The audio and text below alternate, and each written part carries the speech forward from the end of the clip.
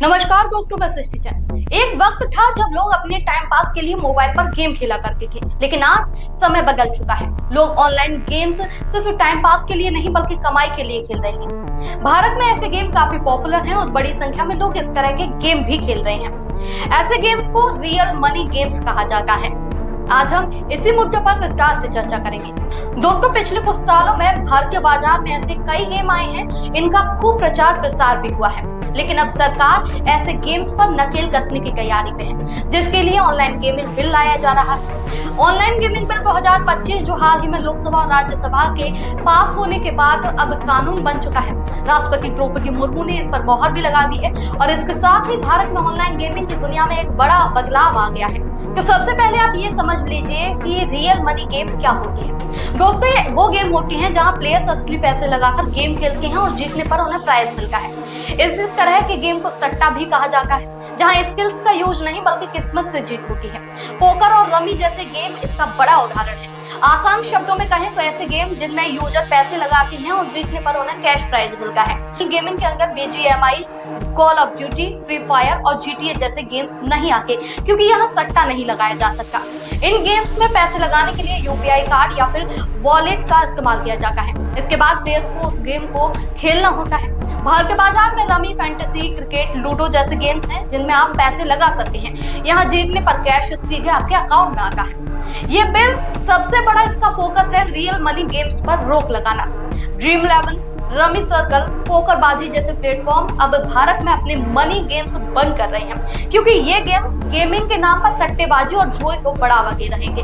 सरकारी आंकड़ों के मुताबिक हर साल 45 करोड़ लोग इस गेम्स की लत में फंसकर करीब 20,000 करोड़ रुपए गंवा रहे थे। यही नहीं, केंद्रीय मंत्री अश्विनी वैष्णव ने बताया कि इन गेम्स की वजह से कई लोग कर्ज में डूब गए, परिवार बर्बाद हो गए और कुछ ने को आत्महत्या तक कर ली।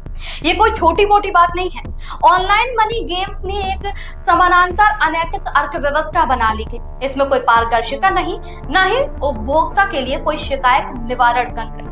लोग लालच में फंसकर अपनी जिंदगी भर की कमाई दांव पर लगा देंगे। विश्व स्वास्थ्य संगठन ने तो इसे गेमिंग डिसऑर्डर्स का करार दिया।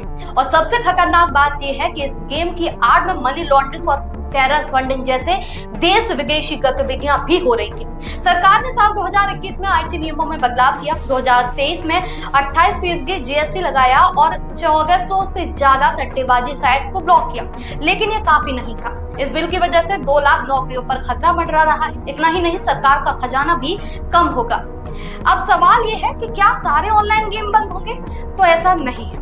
सरकार ने ऑनलाइन गेमिंग को 3 हिस्सों में बांट दिया है: ई स्पोर्ट्स, सोशल गेम्स और real money games. E sports जैसे BGMI, free fire, call of duty, GTA, और सोशल गेम्स जिनमें पैसे का लेन देन नहीं होता, उन्हें न सिर्फ बढ़ावा दिया जाता है बल्कि इन्हें वैध खेला भी जाता है और इसे वैध खेल का भी दर्जा प्राप्त है। खेल मंत्रालय इसके लिए दिशा निर्देश बनाएगा, ट्रेनिंग अकेडमी खोली जाएंगी और टूर्नामेंट्स को सपोर्ट किया जाएगा। इसका मकसद है कि भारत को ग्लोबल गेमिंग हब बनाना और युवाओं की क्रिएटिविटी को सही दिशा देना। इस कानून के तहत सट्टेबाजी वाले गेम्स चलाने, प्रचार करने और इनके विज्ञापन देने वालों पर सख्त कार्रवाई होगी। 3 साल की जेल और 1 करोड़ रुपए का जुर्माना भी हो सकता है। अगर कोई सेलिब्रिटी या फिर स्पॉन्सर इस गेम का प्रचार कर पाता है तो उसे 2 साल की जेल और 50 लाख रुपए का जुर्माना भी देना पड़ सकता है। इसके अलावा बैंक और UPI जैसे पेमेंट सिस्टम को इस गेम के लिए लेन देन करने से रोका जाएगा। सरकार एक सेंट्रल ऑनलाइन गेमिंग अथॉरिटी बनाएगी जो तय करेगी कि कौन सा गेम मनी गेम है और कौन सा नहीं। इस बिल से 3.8 अरब डॉलर की ऑनलाइन गेमिंग इंडस्ट्री पर बड़ा असर पड़ेगा। ऑल इंडिया गेमिंग फेडरेशन और अन्य संगठनों का कहना है कि इससे 2 लाख नौकरियां खतरे में पड़ सकती हैं और 400 से ज्यादा कंपनियां बंद भी हो सकती हैं। उनका तर्क है कि लोग अब विदेशी अवैध साइट्स की ओर जाएंगे, जिससे मनी लॉन्ड्रिंग का खतरा और बढ़ेगा। साथ ही सरकार को 15,000 से 20,000 करोड़ रुपए का GST नुकसान हो सकता है, लेकिन सरकार का कहना है कि राजस्व से ज्यादा जरूरी समाज को बचाना है। देहरादून के लोगों ने इसका स्वागत किया है। एक स्टूडेंट ने कहा है कि गेमिंग की लत ने मेरे दोस्त को बर्बाद कर दिया। ये बिल सही दिशा में कदम है, लेकिन कुछ विशेषज्ञ जैसे सुप्रीम कोर्ट के वकील विराग गुप्ता मानते हैं कि बिल में गेम ऑफ चांस और गेम ऑफ स्किल को स्पष्ट रूप से परिभाषित नहीं किया गया, जिससे भ्रम हो सकता है। दोस्तों, ये बिल एक तलवार की तरह है जो कि सट्टेबाजी और जुए की बुराई को काटने की कोशिश कर रही है, लेकिन साथ ही ई स्पोर्ट्स जैसे नए अवसरों को बढ़ावा दे रही है। हाँ, कुछ नौकरियां जरूर जाएंगी, राजस्व का नुकसान भी होगा, लेकिन क्या हम 45 करोड़ लोगों की बर्बादी और 20,000 करोड़ रुपए के नुकसान को नजरअंदाज कर सकते हैं?